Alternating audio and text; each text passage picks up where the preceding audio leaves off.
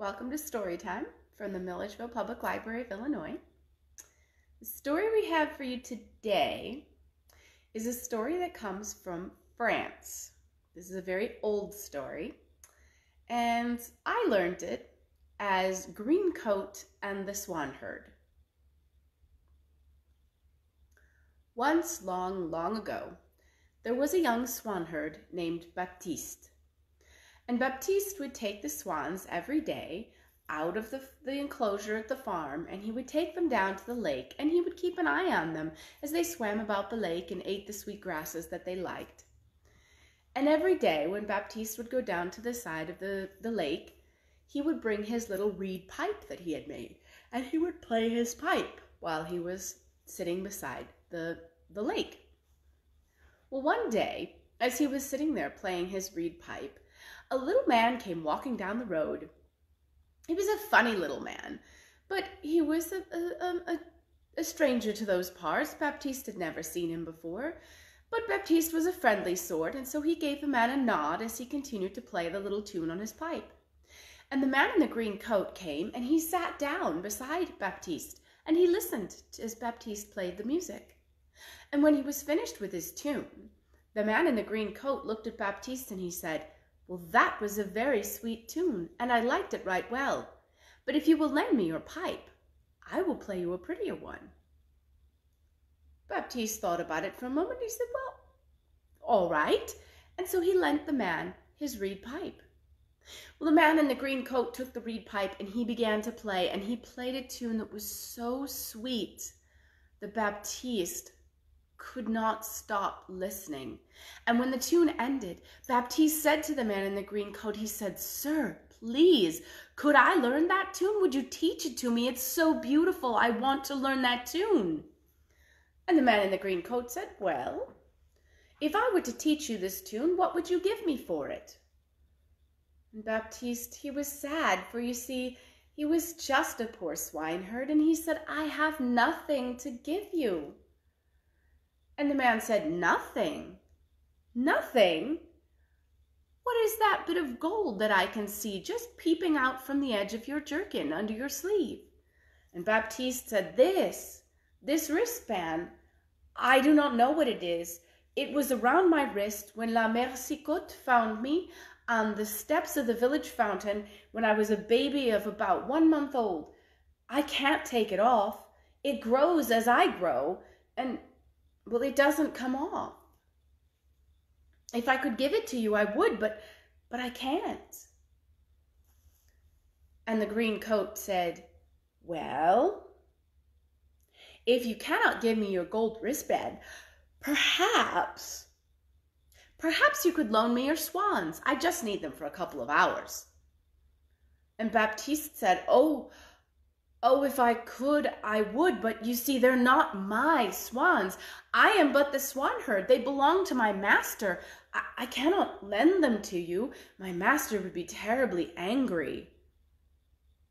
And the green coat said, "Well, then I suppose you won't be able to learn the tune." And he stood up and he began scampering down the road. Well, as he got further down the road and his coattails flying behind him, suddenly he stopped. And he turned around and he put his fingers in his mouth and he gave a great whistle. And all at once, all of the swans started up and they fluttered their wings and they took off from the surface of the lake and from the shore around the lake, and they all circled in the air, and then they started to fly away, following the man in the green coat. And Baptiste jumped up and he called out, No, come back!" And he started to chase the swans, and he was yelling and he was screaming and he was whistling and he was doing everything he could think of. And they wouldn't come back. They just kept flying away, and pretty soon they looked like a little tiny cloud in the distance.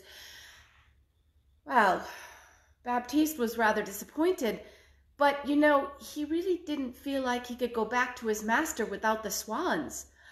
And so he kept on running, chasing those swans. And after a while, he got too tired to run anymore, and so he kept on walking. And it started to get dark, and his feet really hurt, and he was very hungry. But he just he just had to find his swans and bring them back for his master.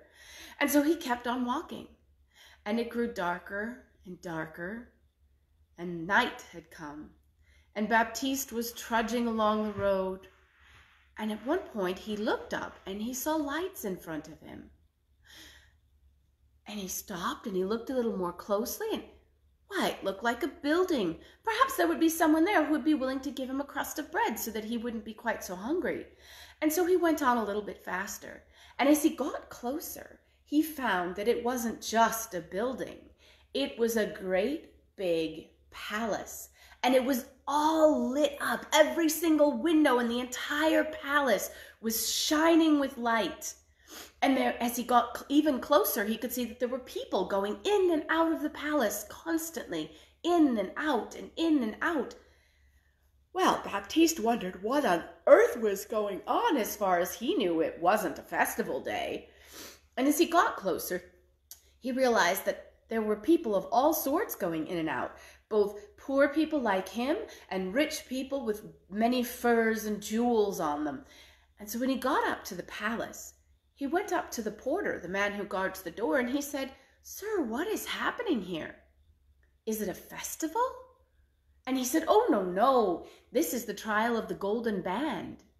You can go inside. Everyone can go inside today." So Baptiste said, "Well, all right. I'll go inside and see what's going on." If nothing else, he thought, maybe he could see some of the beautiful dresses or the beautiful clothes or maybe there'd be some food. And so he went inside. And when he went across the courtyard with all of the stream of people going inside, he went into the great hall of the castle. And in the great hall, there were so many people. And yes, Baptiste did find a little bit of food set out. And so he had a little bit of food, so he wasn't so hungry anymore. And then he began to look around, and there were so many people. And so many of them were dressed in beautiful clothing with jewels and furs. And they were obviously very rich people and very important people. And then there were other people that were dressed a lot like Baptiste that were obviously rather poor people.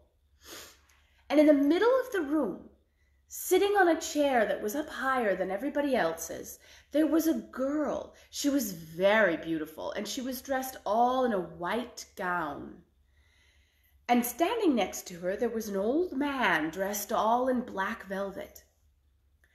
And every once in a while, a young man, usually wearing very nice clothing, would go up and he would kneel down in front of the girl, and he would stretch out his right arm, and he would show a golden band that was on his arm.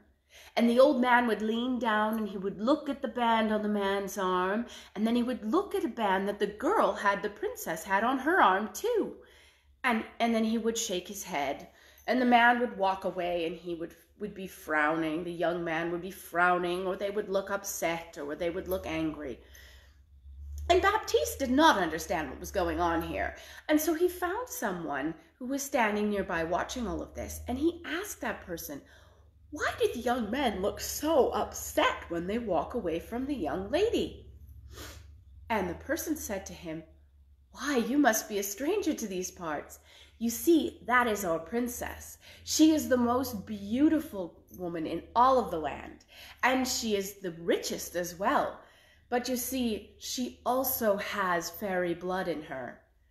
And her father has decreed that she will not marry anyone except for the man whose golden band matches hers. For he must be the fairy knight that she was destined to marry." Well, Baptiste thought that was rather an interesting thing, but just as the person said that to him, he was looking about the room and he spied that man in the green coat.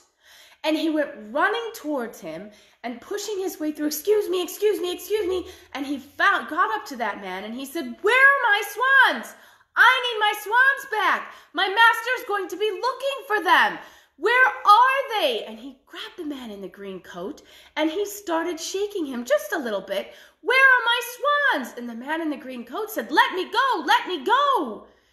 And Baptiste was yelling he wanted his swans back, and the man was yelling, "Let me go." And some of the people standing nearby started to think, oh dear, there's a fight happening. And sure enough, the old man up near the princess's chair, he said, "Guards, guards, take away these brawlers. There's a fight happening." But Baptiste, by this time, he had managed to drag the man in the green coat kind of into the middle of the room, and he said, "Princess, princess, I just want justice. Please help me." Well, the princess, she leaned forward and she looked at Baptiste and the little man in the green coat, and then she waved her hand for them to come forward. And when they came forward and came out of the crowd, suddenly there was a murmur and a gasp of surprise, because even though Baptiste was dressed in very poor clothing, he was taller and much fairer to look on than most of the people that were in the room. And he carried himself very well. He didn't look like a poor person or someone who felt like they shouldn't be there. He looked like a knight or a prince. That was the way he walked.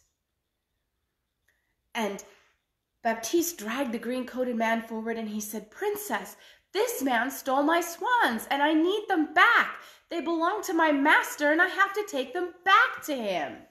And just as he said it, the man in the green coat struggled to get free, and Baptiste's sleeve slipped up, and suddenly everyone nearby could see the golden band on his wrist. And they all started calling, "The golden band! The golden band! He has a golden band!" And so the old man said to him, "Come here, young one." And Baptiste, he let go of the man in the green coat, and he came up and he knelt down in front of the princess. And the man said, "Stretch out your arm." And Baptiste stretched out his arm, and do you know, when it got close to the princess's arm, suddenly little colored flames began to shoot between their two bracelets, and it was so hard to pull them apart. And the old man said, This is the fairy night for our fairy princess. This is the one we have been waiting for." And several people were very surprised, but he's nothing but a swanherd. When Baptiste stood up, they could all see again how tall and how strong and how fair he looked. And the princess took him by the hand, and she said, "This is my prince." And they all clapped and cheered. And then she took Baptiste by the hand, and she took him out onto a little balcony in the castle. And they looked out, and there was a great lake below them. And lo and behold, there were all of Baptiste's swans. They were all swimming about the lake, and they were singing. And some of them even had little silver ribbons attached to them that went back to little boats that had little pixies and other fairies floating about in them. And they were all playing the same music. It was the same tune that the green-coated man had played on Baptiste's reed pipe. Baptiste recognized it. And suddenly there was a chuckling sound next to him. And Baptiste looked over, and there was the man in the green coat. And he said, "Baptiste, are you upset now that I borrowed your swans?" And Baptiste said, "Well, you did steal my swans, but you did bring me my princess." And he kissed her on the hand. And the prince, Baptiste, and the princess were married, and they lived very happily. And if they had not died, then they are living still. And that is the tale of the green coat and the swanherd. I hope you enjoyed it, and I hope you'll join us again on Wednesday at 3 o'clock Central Daylight Time here on the Milledgeville Public Library of Illinois Facebook page for another story from somewhere around the world. Bye.